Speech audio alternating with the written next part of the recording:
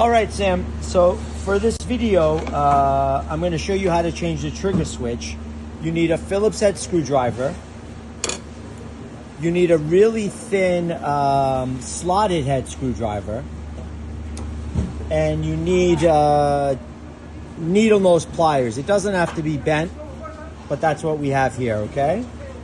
So, step one, on the back side of the switch, you're going to see a little screw. We're going to remove that screw.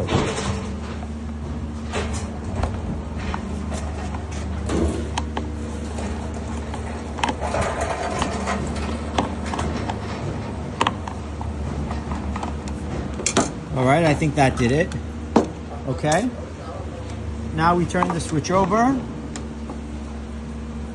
And you take a look inside, okay? Just make sure that this spring doesn't come out of place. There's a spring in here that goes over that stem, okay?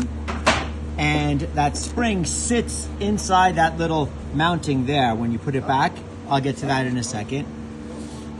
The trigger switch, just give it a jiggle, slides out of place. Slides out of place, and we could take it out the side, all right? And there's two wires, a brown and a black.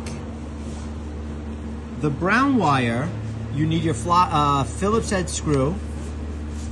We could loosen that up, pull the brown wire out of place, okay? Now, the black wire,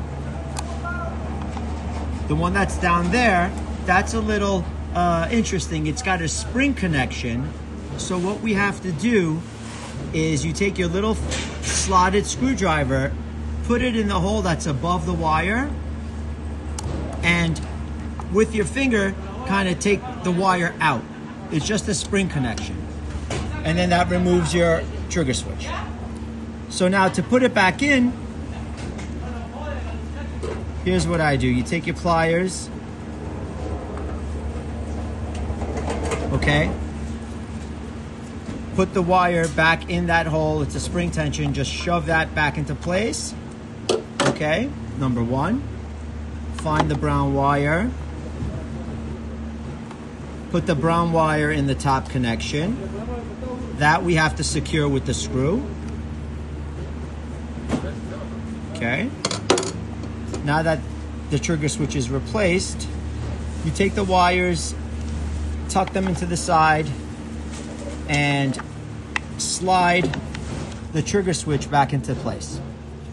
Now when you're closing the cover, just make sure that the spring, that spring sits inside of that round mounting connection over there, okay? Maybe you could put it into place with a screwdriver, all right? Now we turn it back over, and you see the brass connection down there? So the screw goes right back into that, and you tighten it up. And I'm gonna do that now.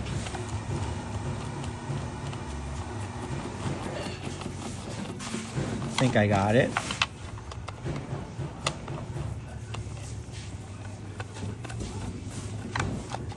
It doesn't have to be super tight, but just tighten it up, okay? You might have to loosen it if it's putting too much pressure on the switch. Just loosen it up. Okay, so if the switch has too much pressure, that screw is gonna open up that top lid. So you may have to just adjust it that way. But that's it. That's how we do it, okay?